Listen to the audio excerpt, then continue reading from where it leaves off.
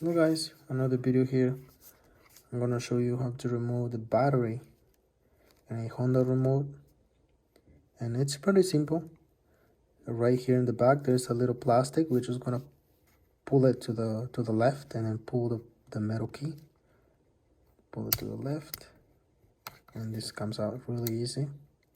And then right here in the middle, I don't know if you can see it right here, with the same metal key, you're just gonna stick it right in the middle, and then we're gonna twist it. And it doesn't matter what side you will twist it. So the remote's gonna open like this. Just gonna pull it, and then with a screwdriver or something you have at home, we're just gonna stick it right here gently. Don't break anything, and the battery comes off.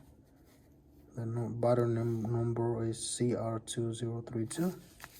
After replacing it with a new one, just gonna stick it back. Make sure it's tight in place. So, and then we're gonna put the plastic back, and then you just have to push it. That's it. And then the metal key back in place. And now let's test it.